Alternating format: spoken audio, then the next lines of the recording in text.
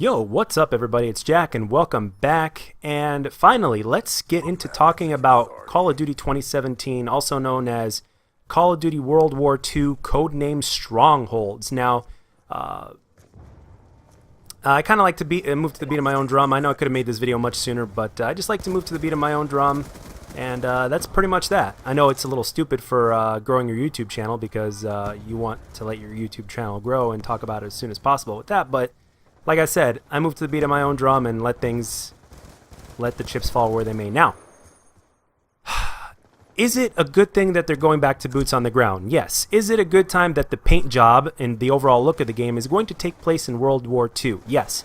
Is it a possibility that this might start a trend to where the next 3 games in the series are going to be taking place in World War II? Yes. As a matter of fact, we've been going to the future or near future in Call of Duties since, I would say, Black Ops 2, if memory serves correct.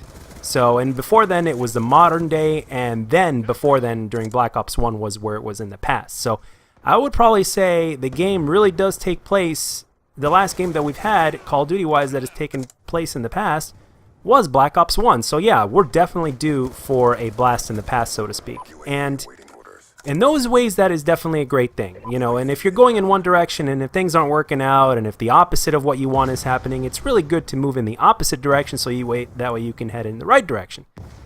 But Call of Duty, I like to compare Call of Duty to pizza.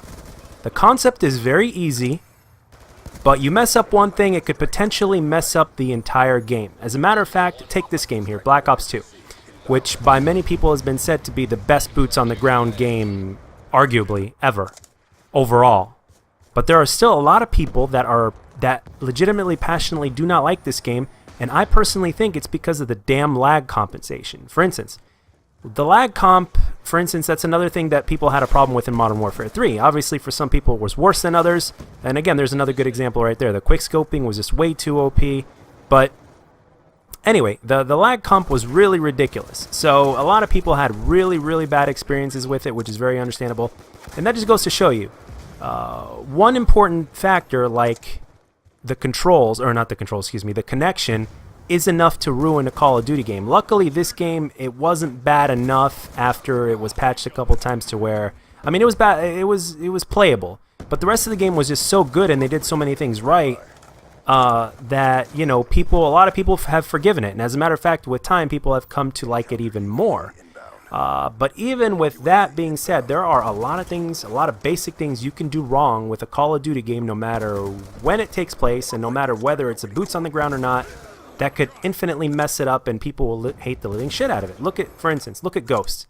Ghosts had an amazing connection, and there was no such thing as lag compensation. Well, actually, Call of Duty does have lag compensation. It actually needs it in order to perform to a certain degree. But it wasn't bad to where it was game-breaking. But at the same time, Ghosts did a few other things that were not so good. For instance, the Scorestreaks or kill streaks were not up to par. They barely did anything. You'd got yourself a, what was it, a Super Hind, I think it was called, and it would only get like 2 to 3 kills on average at most, if that.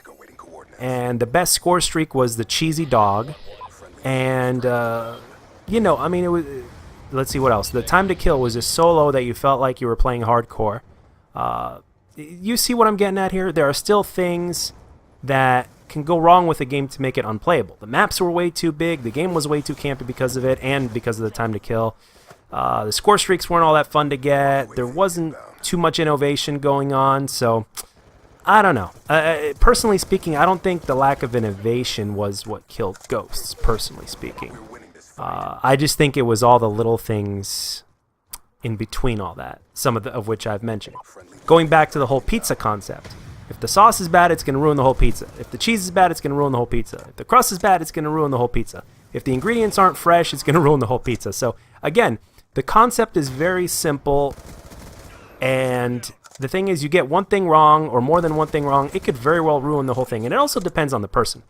Some people are a little bit more picky than others, but the thing is, with Call of Duty, remember, the boots on the ground and the paint job and the setting isn't everything. It isn't. I'm not saying that the game is cursed to be bad. I'm not saying that at all, but I'm just saying let's not forget about the things that are extremely important that we sometimes tend to forget about when a new Call of Duty is being announced or rumored or whatnot.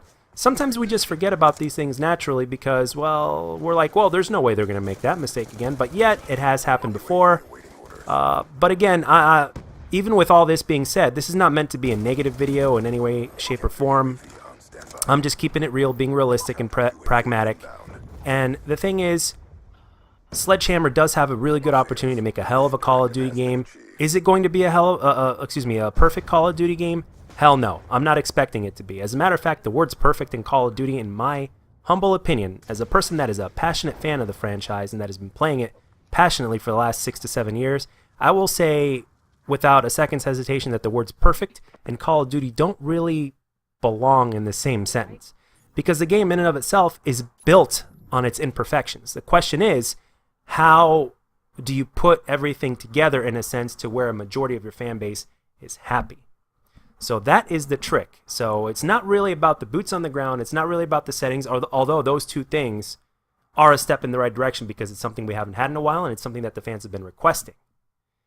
And the thing is, remember, they still have to get all these other ingredients right to make this pizza very tasty and very beautiful. So anyway, guys, that's pretty much all I had to say for this video, and those are my basic thoughts on the new Call of Duty, and we will know more come E3 and after that when they do the multiplayer reveal, or maybe when they reveal at E3, so who knows. But anyway, guys, with all this being said, I hope you enjoyed the gameplay, I hope you enjoyed the commentary, and as always, comment down below, let me know what you guys think, and if you like the video, let me know, and if you don't, let me know what I can do to make my videos better, and I'll catch you guys on the next one.